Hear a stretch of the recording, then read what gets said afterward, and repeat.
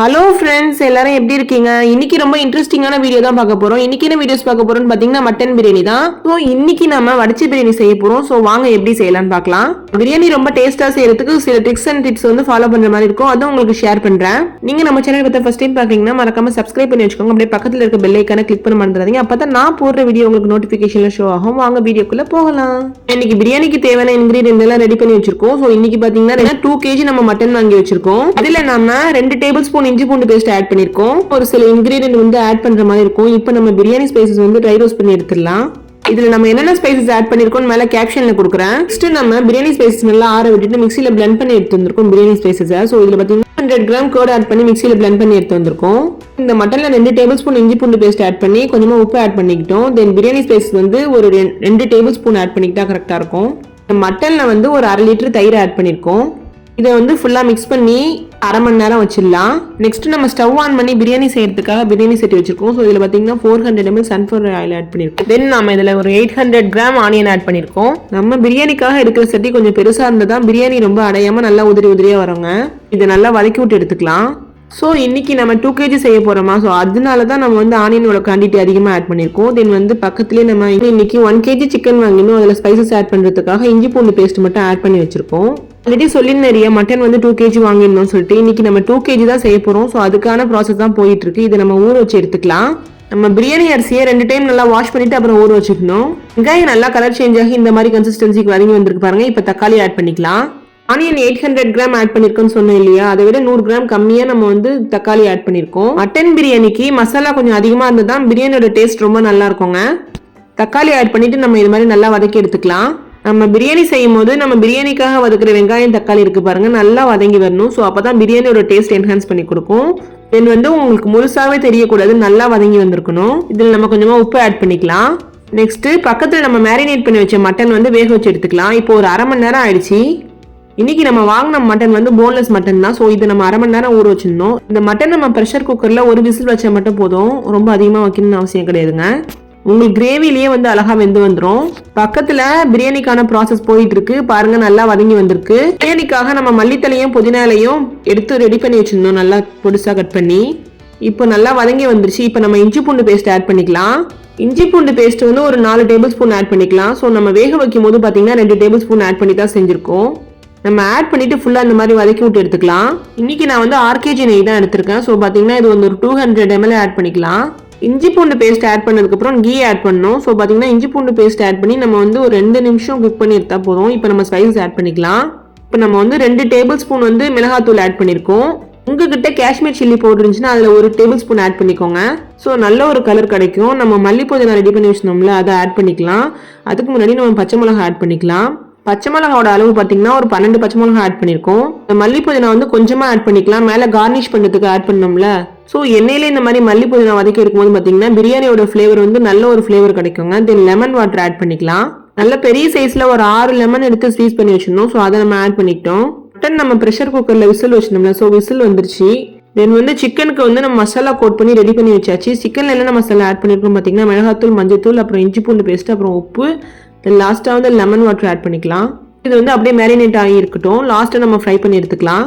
Mutton வந்து நல்லா வெந்து வந்திருக்கு. ப்ரெஷர் ரிலீஸ் ஆனதுக்கப்புறம் ஓப்பன் பண்ணி எடுத்துக்கணும்.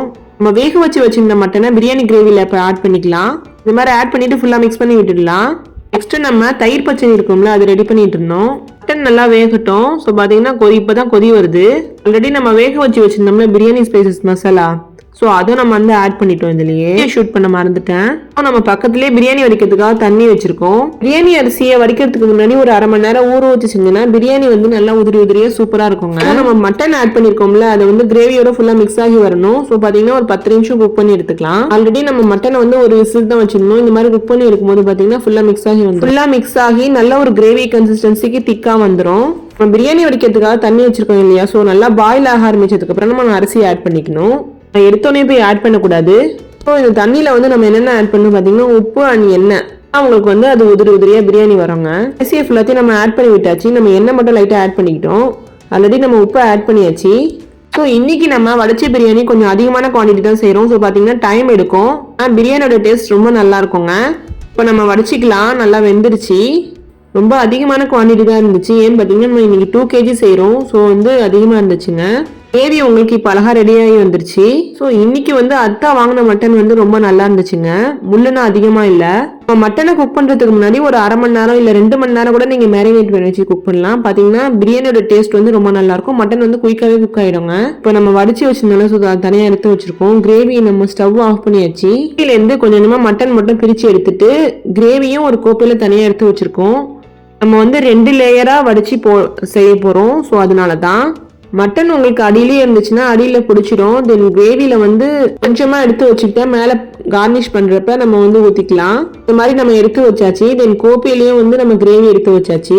ஒரு படி செய்யல, நம்ம 2 படி தான் செய்யணும். ஸோ 2 லேயரா ஆட் பண்ணிக்கலாம் சொல்லிட்டு இந்த மாதிரி ஃபுல்லா நிரவி ஊற்றலாம். கொஞ்சம் கொஞ்சமா கொட்டிட்டு பிரியாணி எவ்வளோ செய்யறோமோ அதுக்கு தகுந்த மாதிரி நம்ம சட்டியை கொஞ்சம் பெருசா எடுத்துட்டோம்னா உங்களுக்கு வந்து பிரியாணி ரொம்ப அடைஞ்சு போகாம அழகா வராங்க. இப்போ கொஞ்சம் கொஞ்சமாக ஃபுல்லாத்தையும் நம்ம ஆட் பண்ணிக்கலாம். மட்டனை வந்து மிடில் போர்ஷன்ல நம்ம வச்சிருக்கோம். ஸோ இனிமே வந்து மேலேயும் நம்ம ஆட் பண்ணணும். வேக வச்சிருந்த பிரியாணி அரிசியை பிரியாணியோட டேஸ்ட் அண்ட் ஃப்ளேவர் என்ஹான்ஸ் பண்ணி கொடுக்கறதுக்காக பிரியாணிக்காக சேர்க்குற மெயினான இன்கிரீடியன்ட் என்னென்னு பார்த்தீங்கன்னா நம்ம வந்து பிரியாணி மசாலாவும் அண்ட் வந்து முக்கியமாக இந்த லெமன் வாட்டர் இருக்கு பாருங்க அது நம்ம ஆட் பண்ணி செய்யணும். அதே நம்ம மிளகாத்தூள் ஆட் பண்ணும்போது பார்த்தீங்கன்னா அதுவுமே நம்ம வந்து கரெக்டான அளவு ஆட் பண்ணணும். தென் அரிசி வடிச்ச தண்ணி இருக்கு பாருங்க அதில் ஒரு 2 கப் ஆட் பண்ணிக்கலாம். இந்த மாதிரி ஹோல் போட்டுடலாம் எல்லா இடத்துலையும். தென் வந்து கீ ஆட் பண்ணிக்கலாம். இன்னைக்கு நான் வந்து உதய கிருஷ்ணா கீ தான் ஆட் பண்ணி செய்கிறேன். லாஸ்ட்டாக வந்து நம்ம வந்து கலர் ஆட் பண்ணிக்கலாம். ஃபுட் கலர் நான் இன்னைக்கு ஆரஞ்சு ஃபுட் கலர் எடுத்திருக்கேன். ஸோ இது வந்து நம்ம கொஞ்சமாக ஆட் பண்ணிக்கலாம். தென் லாஸ்ட்டாக மல்லி புதினா ஆட் பண்ணிக்கலாம். இந்த மாதிரி மல்லி புதினாவை ஃபுல்லாக ஆட் பண்ணி கார்னிஷ் பண்ணும்போது பார்த்தீங்கன்னா பிரியாணியும் ரொம்ப அழகாக இருக்குங்க. நீங்கள் ஃப்ரை பண்ண ஆனியன் கூட மேலே கார்னிஷ் பண்ணி செய்யலாம். ரொம்ப நல்லாயிருக்கும். பட் இன்னைக்கு டைம் ரொம்ப கம்மியாக இருந்துச்சா ஸோ அதனால தான் நெக்ஸ்ட் நம்ம இதுலேயே லாஸ்ட்டாக கிளாஸில் வந்து ஆட் பண்ணோம்ல அது வந்து கீ தாங்க நல்லா உருகிடுச்சு. ஸோ அதை நம்ம வந்து ஆட் பண்ணிடணும் ஹோலில். தென் வந்து லாஸ்ட்டாக இன்னும் கொஞ்சம் கீ ஆட் பண்ணியிருக்கோம். ஸோ இந்த மாதிரி நம்ம மேலே ஆட் பண்ணும்போது நல்ல ஒரு ஃப்ளேவர் கிடைக்கும் பிரியாணிக்கு. பாருங்கள் பிரியாணி இப்போ பார்க்குறதுக்கு எவ்வளோ அழகாக இருக்குன்னு. இதை நம்ம வந்து தம் வச்சிடலாம். உங்ககிட்ட ஃபாயில் இருந்துச்சுன்னா அதை வச்சு நீங்கள் டைட்டாக க்ளோஸ் பண்ணிடுங்க. இந்த மாதிரி ஃபுல்லாக க்ளோஸ் பண்ணிட்டு ஒரு லிட்டை போட்டு மூடி நம்ம வந்து ஆல்ரெடி தண்ணி வடிச்சோம்ல பிரியாணி வடிச்ச தண்ணி ஸோ அதை வந்து நம்ம மேலே வச்சுக்கலாம் வெயிட்டுக்கு. நெக்ஸ்ட் நம்ம பக்கத்துலேயே சிக்கனை வந்து ஃப்ரை பண்ணிட்டு இருக்கோம். நம்ம மேரினேட் பண்ணி வச்சிருந்தோம்ல ஸோ அதை தான் நம்ம ஃப்ரை பண்ணிட்டு இருக்கோம். அது சிக்கனை மேரினேட் பண்ணி வச்சு செய்யும் போது பார்த்தீங்கன்னா மசாலா எல்லாம் ஃபுல்லாக நல்லா இறங்கி இருக்குங்க. ஃப்ளேவரும் ரொம்ப நல்லா இருக்கும். ஒரு 20 நிமிஷம் கழிச்சு நம்ம ஓப்பன் பண்ணி பார்க்குறோம். ஸ்டவ்வை வந்து சிம்மில் வச்சு ஒரு 20 நிமிஷம் குக் பண்ணி எடுத்துடணும். ஸோ பார்த்தீங்கன்னா பிரியாணி ரொம்ப அழகாக ரெடி ஆயிடுச்சு. இதை நம்ம வந்து கொஞ்சமாக ஃபுல்லாக மிக்ஸ் பண்ணி எடுக்கணும். ஸோ பார்த்தீங்கன்னா கிரேவி வந்து மிடில் போர்ஷனில் இருக்குது. ஸோ மட்டன் நம்ம ஆட் பண்ணியிருந்தோம்ல ஸோ அதை வந்து ஒரு ஹாட் பாட்டில் நம்ம சர்வ் பண்ணி எடுத்துட்டு தென் பிரியாணி அரிசி இருக்குது பாருங்கள் அது தனியாக நம்ம எடுத்து வச்சுக்கணும். இப்போ நம்ம மட்டனை மட்டும் ஹாட் பாட்டில் தனியாக எடுத்து வச்சுருவோம். இந்த மாதிரி பிரியாணியும் தனியாக எடுத்து வச்சாச்சு. இப்போ கிரேவியோட ஃபுல்லாக மிக்ஸ் பண்ணிக்கணும். இந்த மட்டன் மட்டும் ஃபுல்லாத்தையும் எடுத்துட்டு நம்ம எடுத்து வச்சிருந்த பிரியாணி ஃபுல்லாக ஒன்றா கொட்டி ஃபுல்லாக மிக்ஸ் பண்ணி எடுத்துக்கலாம். பாருங்கள் ஹாட் பாட்டில் நம்ம மட்டன் எடுத்து வச்சாச்சு.